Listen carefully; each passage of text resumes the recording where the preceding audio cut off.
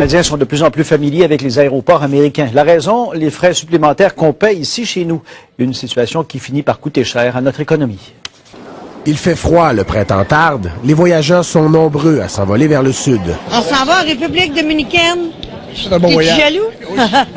Le cœur est léger, mais lorsqu'on questionne les vacanciers, plusieurs trouvent que leur billet est toujours plus cher. Mettons Plattsburgh ou Burlington. Ah, mais ça qu'on parle, c'est sûr que c'est beaucoup plus cher, là, oui.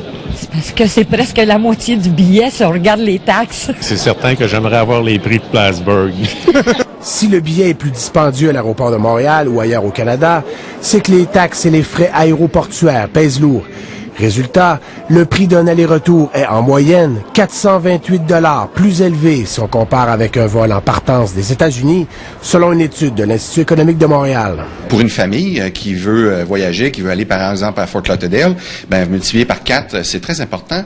Et donc, c'est plate pour les consommateurs, puis aussi c'est nuisible pour le développement économique du Canada. Cette différence de prix fait maintenant en sorte qu'il y a de plus en plus de Québécois qui décident de traverser la frontière pour aller prendre leur vol, que ce soit à Plattsburgh ou à Burlington. D'ailleurs, 85% des passagers à Plattsburgh sont québécois ou canadiens. C'est plus de 20% du marché transfrontalier, donc avec les États-Unis, qui finalement est transféré au sud de la frontière, que nos concurrents américains viennent un peu nous voler à Montréal.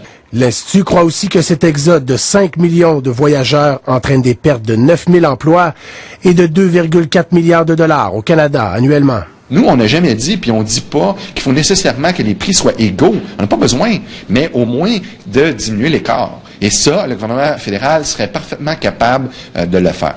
Aéroport de Montréal n'a pas voulu commenter le dossier. Olivier Bourque, TVA Nouvelles, Montréal.